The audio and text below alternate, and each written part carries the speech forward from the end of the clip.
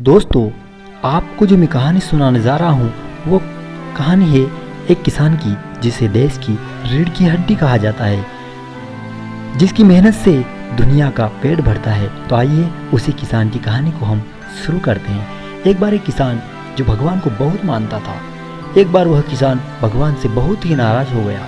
किसान बहुत ही मेहनती था।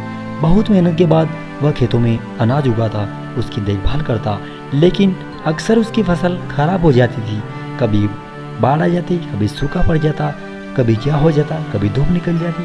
किसी भी तरह से किसी भी वजह से उसकी फसल खराब हो जाती। एक दिन की बात है जब किसान आसमान की तरफ देखता है और भगवान से कहता है कि हे प्रभु, आपको लोग कहते हैं कि आप सर्वज्ञाता हैं और आपकी मर्जी के बिना एक पत्ता भी नहीं हिलता, पर मुझे तो ऐसा लगता है कि आपको तो छोटी छोटी बातों का भी ज्ञान नहीं है। आपको तो यह भी पता नहीं है कि खेती बाड़ी किस तरह से की जाती है। अगर आपको पता होता तो हर समय जो बाढ़, आंधी, तूफान वो फिर कभी नहीं आते। आप नहीं जानते हैं कि इससे कितना नुकसान होता है हम किसानों का। यदि आप मेरे हाथ में ऐसी शक्ति दे दे कि जैसे मैं चाहूँ वैसा मौसम कर दूँ, फिर आप देखना मैं कितना अन्न उगाता हूँ और अन्न के कितने भंडार भर देता हूँ। भगवान किसान के इन तीखे वाक्य को सुनकर मुस्कुरा रहे थे और वह किसान के सामने प्रकट हो गए और बोले, मैं आपसे बहुत ही खुश हूँ और आज से मैं आपको ऐसी शक्ति देता हूँ कि तुम अपने खेतों पर तुम्हारी जैसी इच्छा हो तुम वैसा मौसम कर लेना। मैं इससे बिल्कुल भी दखल नहीं दूंगा, सब तुम्हारी इच्छा से होगा। किसान वरदान पाकर बहुत खुश हो गया।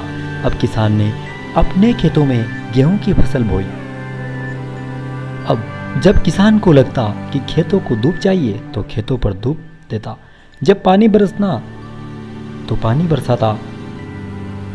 आंधी, तूफान, बाढ़ आदि कुछ भी उसने अपने खेतों पर आने ही नहीं दिया। किसान के खेत में इस वर्ष ऐसी फसल हुई जैसी शायद पहले कभी नहीं हुई थी।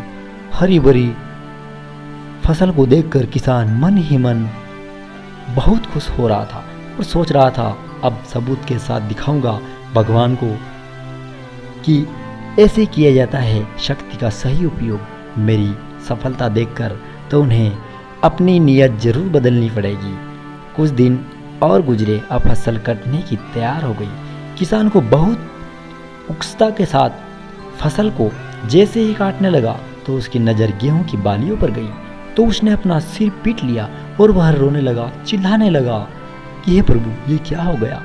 गेहूं की एक भी बाली में गेहूं का एक दाना भी नहीं था, सारी बालियां अंदर से खाली थी। अब किसान बहुत ही दुखी हुआ।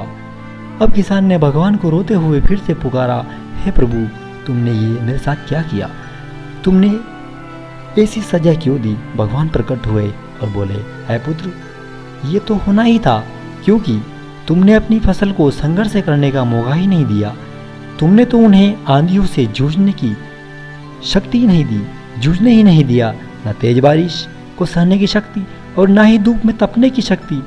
तुमने अपने खेतों को एक भी चुनौती का सामना तो करने नहीं दिया, इसीलिए तुम्हारी फसल अंदर से खोखली रह गई। जब आंधी, तूफान, तेज बारिश और तेज धूप पड़ती है, तभी ये पौधे अपने अस्तित्व को बचाने के लिए संघर्ष करते हैं, और इसी संघर्ष से जो बल पैदा होता है, जिसमें शक्ति होती है, ऊर्जा होती है, और इसी ऊर्जा पूर्ति को तूने अपने खेतों को करने नहीं दिया। तेरी खेतों में बालियां सिर्फ इसीलिए नहीं फूटी क्योंकि तुमने उन्हें कठिन परिस्थितियों से गुजरने ही नहीं दिया जहां उनके अस्तित्व का जन्म होना था। याद रखना, सोना जब तक सोना नहीं होता वह आग में तपने, गलने और हथौड़े से पीटने जैसे संघर्षों से होकर नहीं गुजरता। कोयले का टुकड़ा भी हीरा तभी बनता है जब वह उच्च दाब और उच्च ताप की मुश्किल परिस्थितियों से गुजरता है। इसी तरह अगर हमारी ज़िंदगी में कोई संघर्ष ही ना, कोई चुनौती ही ना हो तो हमारी ज़िंदगी, हम भी इन गेहूं की बालियों की तरह खोखले रह जाएंगे। हमारा भी कोई अस्तित्व नहीं होगा। विपरीत परिस्थितियाँ, चुनौतियाँ और समस्याएं हमें और अधिक निखरती है। अगर जीवन में कठिन परिस्थितियों और चुनौतियों आए तो घबराना मत, बल्कि उनका डट कर सामना करना और विश्वास करना कि आप और अधिक निखर जाओगे और अधिक मजबूत बन जाओगे। किसी ने सही कहा है, ज़िंदगी जीना आसान नहीं होता, बिना संघर्ष कोई महान नहीं होता। जब तक ना पड़े हथौड़े की चोट, तब तक मेरे दोस्त पत्थर भी ईश्वर नहीं होता। तो दोस्तों, आज की इस कहानी को हम यहीं पे विराम देते हैं। मिलते हैं नेक्स्ट कहानी के साथ। तब तक के लिए आप सभी को जय हिंद, वंदे मातरम, जय श्री राधे कृष्णा।